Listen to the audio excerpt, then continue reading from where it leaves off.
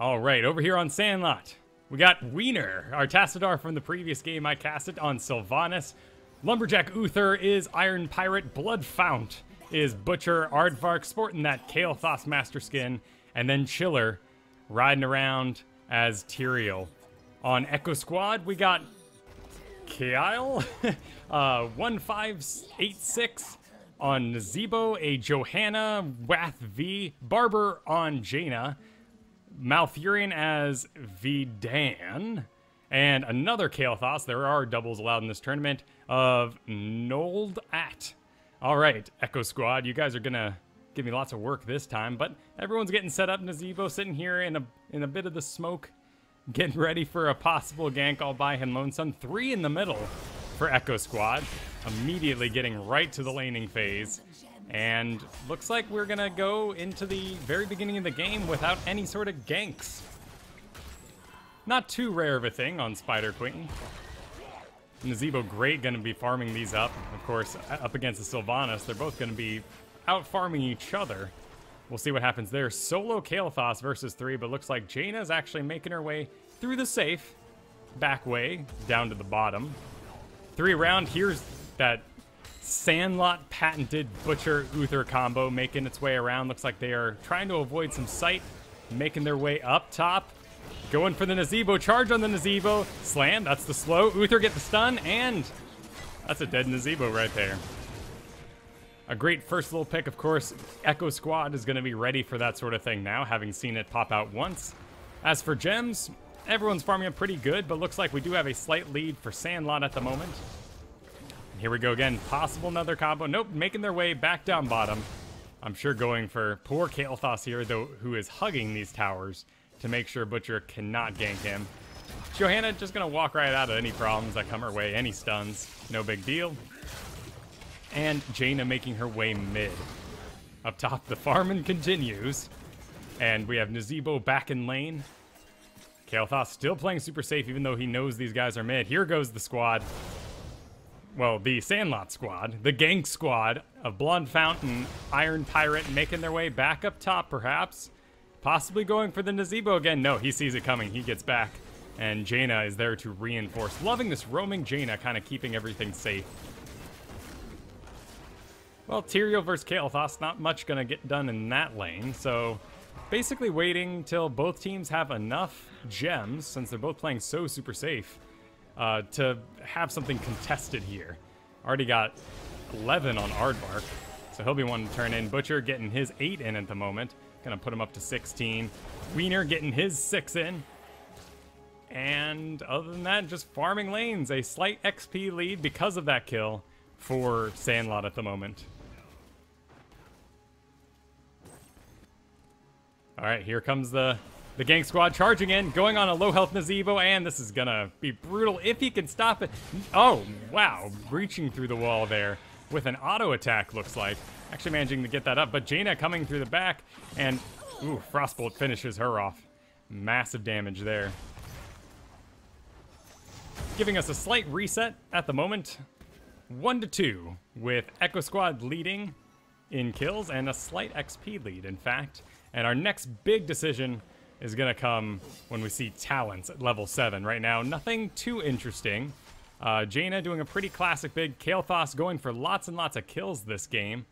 And a couple of poisons, but nothing too unique. A very long sustain Tyrael, in fact, an aggressive Tyrael with his build of life-stealing there. Sandlot gets in the first turn in. A decent position for him. At this point, no towers taken, nothing too far pushed out, so every lane is going to be a perfectly viable place to gather. And looks like we do have him gathering in this bottom lane, though Blood Fountain wants to get his gank once again, heading into mid. Gonna go on the Johanna a little bit, misses his slam. Not a big deal, she's just gonna walk out anyway. And we have our first spiders arriving. Looks like we're gonna focus on this middle lane here with 3. Sylvanas able to push back the Nazebo up top. Butcher moving in once again, trying to get that Nazebo. But without any Uther backup, he's not willing to dive into tower range. Middle spider falls. Bottom spider is the strongest at the moment. Continuing to push. Summoning its Nerubians back up, getting ready a wave. Kael'thas, get out of the way, you're gonna get hit. It's a decent amount of damage. Looks like no one's there to follow it up. And top's cleaned up at the moment. Bottom falls. 4-minute Spider Queens. Not going to get too much done. But still, a great chance for Sandlot to actually farm up some more gems, able to get them that second Spider Queen wave, which is considerably more powerful. And this game is a lot calmer than the madness I casted last time for Sandlot. Looks like they've regained their confidence since then. Have not watched Echo Squad before, but looks like they are favoring that double wizard comp. And Johanna, still with this Malfurion mid, so nothing bad is really ever going to happen here, unless we get the whole team involved. Nazeebo maybe overextending a little bit, wailing on this Johanna. Here comes the squad, and the Butcher goes on the stun. Uther coming around the back, gonna slam him down, and that's another dead Nazeebo. But the important thing is they are managing to keep their farm up. They're staying in lanes, while meanwhile, Sandlot is dividing themselves up. In fact, abandoning bottom for the moment, which, while they have a lead still, might not keep them there if they continue. As for the level 7 talents, looks like we do see a rather standard Kaothos extreme healing invested Malfurion. A given on Nazeebo, which is always fresh to see, increases all ability powers there. And almost a stun build for Uther. Makes sense with this roaming Butcher comp. Everything else is invested into healing. And Echo Squad gets itself its first wave of spiders, a 6-minute spider wave. Gonna do a bit of damage if left alone, but right now everyone's prepared in the lane. Butcher charge on the Kael'thas. Pick him up. Perfect pickup. Able to let him get out. He's gonna heal. Get out of there, no problem. Fire bolts are ice bolts. He does get slowed, 50% speed, 50% attack damage, so no point pursuing a Kael'thas in there. And Johanna actually gonna be able to protect her spider rather well, though all these towers have plenty of ammunition to unleash on the spiders.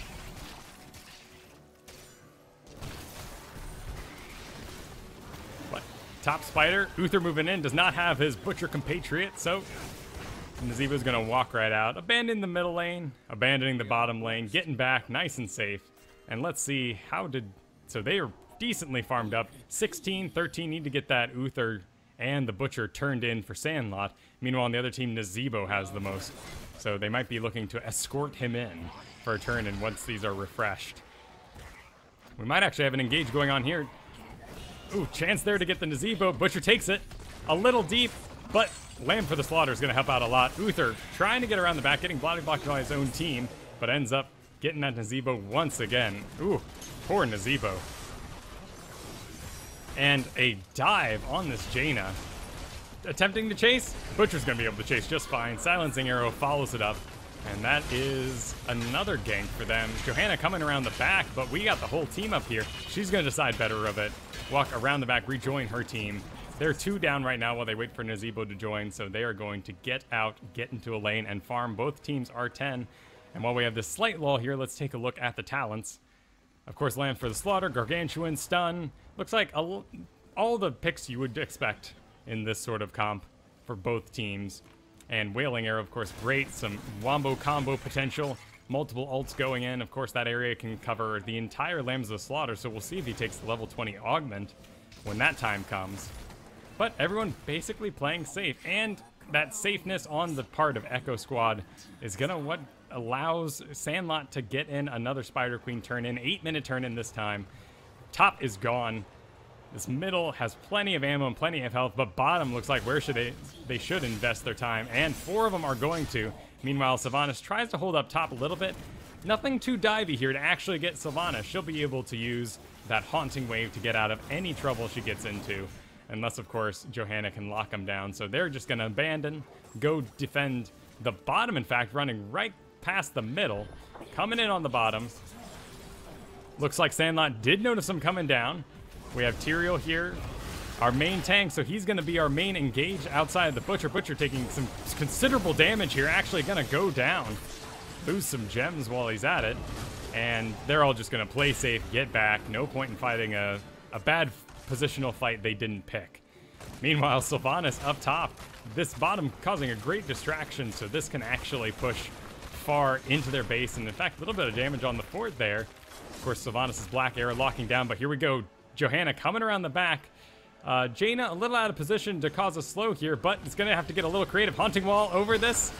Nope, she ends up trying to go for a silence and ends up getting caught. Either way, escaping over this wall would have led her right into the Kael'thas. This push may have not been worth it, but Sandlot, they've got a couple lives to spare before Echo Squad is able to catch up. And now we're all sort of hovering around the top. No good lanes to really push right now. I guess you could get Echo Squad could head bottom and farm that up, but they're too busy trying to stick together. The main combo of Butcher, Tyrael, and Uther still up and running. So Echo Squad needs to play safe and make sure nobody gets overextended. This looks a little inviting with 3 squishies all together and the healer and the main tank up top, but Sandlot deciding to play it safe, being patient. Chillers can get turned in if he wants. Uther can get turned in. Other than that, Nazeebo safely sneaking in a turn-in behind the gas wall. And looks like they may actually go for this middle fort. Nazeebo coming around the back, possibly trying to lock down for his friends. Gargantuan there, good at causing a bit of chaos. Johanna running in. Wizards are a little far back, but they're trying to get in position. Actually a great zombie wall. Tyrael forced to dive in to try to defend. Invulnerable goes off on the Uther so he can save himself, and Tyrael goes down as well. Explosion, no one low enough to actually die from that. So that ends up being an emergency engage for Sandlot, but does not work out well for him. And both Wizards and Malfurion get to turn in. Gonna give them a wave of spiders, 11-minute spiders, level 13 talents. 1 second here. It's like we may have another engage. Uther actually getting nuked down by the frost damage of Jaina. He needs to get out of there before he gets caught in the grass. He keeps walking. Does he have his heal for himself? No, he's just gonna run. Just keep on running.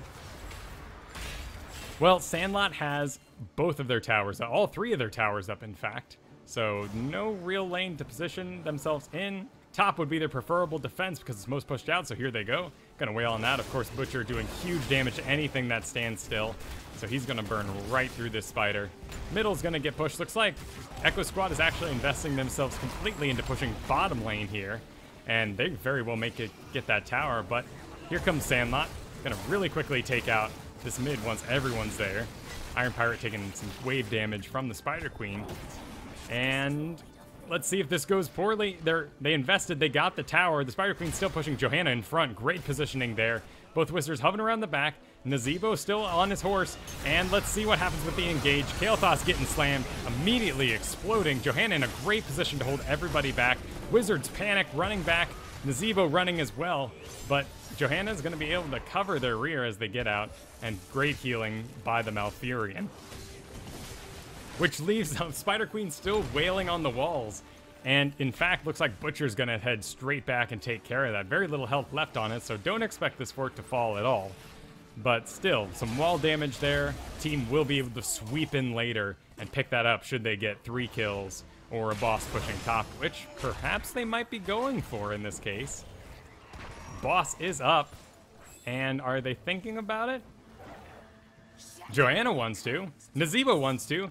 These mercs, or these lane units here are going to see them, so it looks like it's in fact a bait. They're hoping to get them to overextend to panic that they're doing the boss. Looks like Sandlot, though, they don't seem to care much. They'd rather turn in. A good choice for them at this time. Leaving Echo Squad to wonder, do they not notice us? Should we be taking this boss? I guess we could have. But it's too late now. Here they come. Aardvark leading the way. Very dangerous. He might poke his head in, but making the smart choice to not be the initial one. Nazeebo's walls miss. Iron Pirate having to use Invulnerable all on himself to get out. Everyone pursuing him, ready to kill him. Of course, while the Ghost is still up, there's still a chance to engage. Malfurion hitting his heal a little prematurely, expecting Sandlot to dive in on them to try to save the Uther, but Uther's Ghost does go down.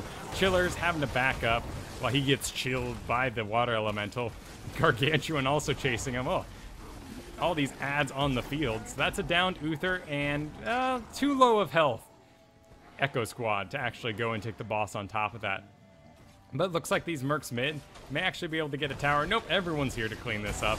So nothing bad gonna happen to this. They'll most likely go down and take their own mercenaries on top of that since they're here. And that leaves Sandlot to turn in, top off, but they don't have quite enough yet. So cleaning up this bottom lane is a great choice for them. Get a couple of gems. Meanwhile, Johanna wants to turn in, and she has support from the healer and the wizard, so we're going to see if she can actually get positioned onwards, but looks like Sandlot is going to continue to zone them out quite well in the meantime. Here we go. Echo Squad rejoining. In fact, are they looking to do another bait into the boss? Apparently they are fond of this strategy. They're seeing that Sandlot has gone for the mid now. Think about maybe going and turn in, but nope. They've gotten the Butcher out of position. He's not where he wants to be, which is far back and making the engage. Silencing Arrow goes out, silences 2 spellcasters. Pretty big there, but Chiller's diving in. Ends up dying rather quickly, in fact. And that's going to be a dead Jaina. So it ends up being a 2-for-1 trade. Uther being a ghost there was momentarily not on the death screen. Of course, level 16, this is a pretty big level for both Kael'thasses, and we can assume that both Kael'thasses... Oh, in fact, we have both of them. Yeah, doing the normal sort of flamethrower ignite build. Benediction on the Uther, as expected. Spell shield on the Butcher. And Cold Embrace, sure, happens. And so nothing too surprising here. Very, very healing focused Malfurion.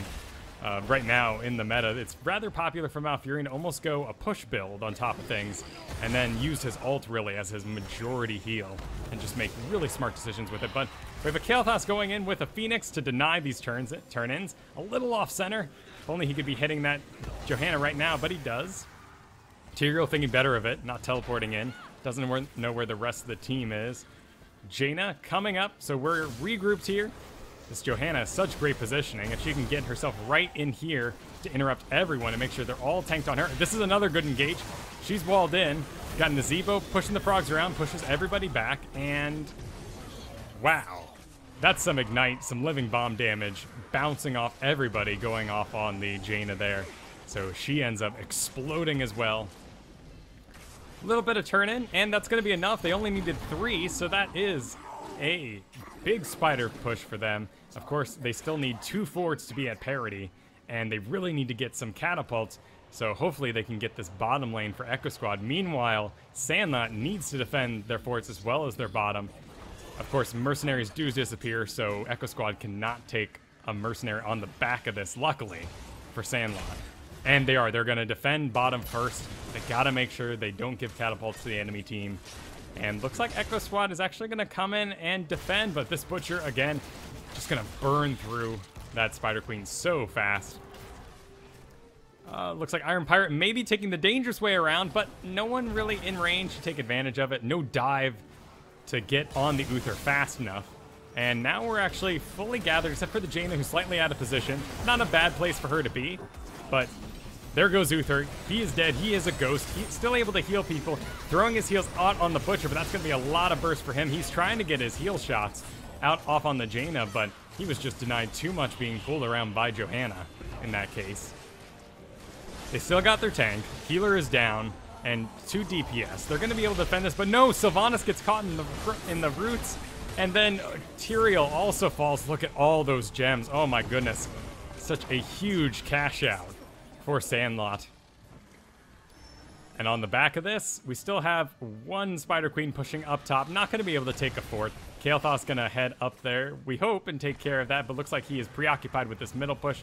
A Phoenix is actually going to zone him out completely, and he better top himself off, lest the Echo Squad dive in and take care of him. He's got 4 seconds until Uther is up. Chooses to teleport back because it does get him a bigger heal than walking there. And Echo Squad makes the prudent decision to get out. While they're still ahead, people are rezzing up. Dive comps are rather dangerous in a defensive position, so it looks like they might be going for this boss once again. They can't be seen, so this really isn't a bait. Unless, of course, they're hoping that the enemy team panics, wondering where they've all gone. Nazebo visible down here. They decide better of it. Turn in. They got 17 on Johanna. Where are you off to, Johanna? Turn in. You got 10 on the Kael'thas. 7 going here, but Johanna making sure she can protect her friends while they get turned in. They do not know where the enemy Sandlot team is. And Iron Pirate getting his few coins out, but here comes Johanna. She does not want to turn in at all. She's not waiting, and Sylvanas going to get caught. A haunting wave. Oh, the shield is a miss. Silence on Johanna, not going to be too big of a deal here. And looks like Sandlot does decide to play it safe. They need 20 before they can engage an enemy 20 level. Because they got 3 teleports, a full-time Gargantuan, and Indestructible on the Johanna, so don't even bother targeting her anymore. Jaina's watching this whole thing. Kael'thas seeing it as well. Butcher, he's going to make the call. He's going on the... calls it off, but Jaina falls. Phoenix going in, zoning everyone out. Butcher has to go back through it, takes a huge amount of damage. He falls. And now we're left with a core team still able to work pretty well without their pusher and their butcher. But they're going to be stuck. Actually, they did get turned in. So that's going to be a push for them. They need to get the XP up to 20. It looks like Echo Squad is going to immediately head down bottom. Clean this up the second it drops. And it's going to go down right fast. Malfurion went back for a bit of mana. Now they're going to regroup. Looks like they are positioning themselves to come around on this middle. Sandlot senses them coming, heads top. Possibly going to push a wall. They only got 3v5, so it's not a very good position for them to be in. Burning down that just as fast before it can even get to this last tower. Here's Tyrael doing a bit of scouting. He's able to teleport out without a dive team, without enough stuns and slows. He's just going to keep walking. No point diving on him. And then the Spider Queen, she's making her way up top. Really need this fort. Need something to get them back in this game. And they continue their farm. Spider Queens fall. All mercs are up. So let's see what each team can make happen. Of course, right now, Echo Squad is in the safer position. This is a good choice heading down here to take these 2 mercenaries. Got some damage, got some tank for it. It's going to go decently quick. But Echo Squad, living to their name of squads, certainly. Sticking together, Johanna making a big turn in there. And in fact, that's going to be enough for them to get a full wave. And with 3 not entirely pushed out lanes, and we do have these giants here down bottom, so bottom will not get too far. But there's a good chance we may lose one of these forts, particularly top, if they can't position themselves. Jaina waiting for a gank, just kind of waiting around for those Spider Queens to come in. Here they come. And what's the decision? Looks like Sandlot's going to stay bottom and clean up. Echo Squad's going to reveal itself a little bit. And maybe split push. Nope. Here we go. Engage going on. Of course, Sandlot wants to make the calls. They got level 20 now. Both Phoenixes having a little fight in the middle. Those are 2 ults out, but that's what they do. Zone. Get a little bit of damage in on a very low cooldown. So the preferable ult for Kael'thas is right now. Ooh, big flame strike going out. That is a dead Sylvanas. That is a dead Tyrael. No one really worth blowing up in that case. And now it is 3v5 for Sandlot. Kael'thas, Jaina, everybody coming around this top. Gargantuan don't care. He wants to get in there. And there's the top fort gone. That'll be catapults for Echo Squad. 43 seconds each, waiting on Sylvanas and Tyrael. And looks like on top of that, Echo Squad with a 2-level lead might invest enough to go ahead and kill this, but no, they're actually going to continue to play safe. Good choice. A long-winded choice for sure. They got 30 seconds. They could get in here, possibly get a kill, end the game. But no, they're making the even more prudent choice to go get a boss. This is a nice little core team. They have a healer, the Butcher, a Kael'thas. They could actually get up there and make something happen, but where are they off to? They're going for their mercenaries. They know they're not going to get in a highly defensible position like this with everybody watching out. So, in fact, wait a minute. What's this? Skipping the mercenaries. Going for a wall with full ammo. Bit of a panic decision. Looks like they may have been deciding to push this. Now they're realizing they got a boss coming into a lane without anything in it to defend. Wiener barely getting out. And this could be the winning push if they can stay on the back of it. But there's plenty of potential for Sandlot's ults to come in and clean everybody up. There's some living bombs on the 2 people. Jaina pops her invulnerable ice block so she doesn't take the damage. There's Tyrael coming in from the side, slamming down. Jaina barely staying alive. In fact, oh, look at that health. Barely hanging on thanks to Malfurion. Heals over time, just keeping her in. There goes Butcher. He's dead. Chiller getting stuck in the tornado, going dead. And that'll be Aardvark dead. Wiener going down as well. Iron Pirate stuck in the turn-in, and that is a win for Echo Squad. Well done, team. Everyone making very safe decisions. The Uther Butcher combo working out for them in the first couple minutes, but it seemed like, despite the 2 wizards the two squishies, the three squishies, in fact, over on Echo Squad, they just decided to play as safe as possible, and that put them for the win. Let's take a look. Kael'thas, in fact, doing the most siege damage, out-damaging even the Sylvanas and the Nazebo by 20,000. Hero damage-wise, holy heck, Aardvark. Man, if there were carries in Heroes of the Storm, you're one of them. That is 44,000 damage more than anyone else in this game. Well done. Well done indeed. The Kael'thas, though, and the Jaina neck and neck, and this damage total here is actually what wins Echo Squad their game. As for tanking, Tyrael taking considerable amount of damage, but this doesn't quite work out. This does not mean he was superior in this case because of the 7 deaths that he ended up falling to. And healing-wise, Malfurion naturally, with this much damage coming from Aardvark, is going to, with area effect heals over time, a lower cooldown, is going to do a ton more damage than Uther did. Uther really picked for his stun in that case to go with the Butcher. So congratulations to Echo Squad, who is going to advance on to the bracket, and Sandlot is sadly out of this tournament. It was great getting to cast both games of those guys. What is the time right now? It is 6:24, so that means it is 36 minutes until our next game. That's going to be Team Chocolate, Scott Johnson's team, against the Diamond Club team. That'll be happening with myself and Mick in about 26 minutes. So I'm going to go ahead and switch over to some music while I get set up. I may be back with a bit of Hearthstone just to fill the time. Otherwise, see you all shortly.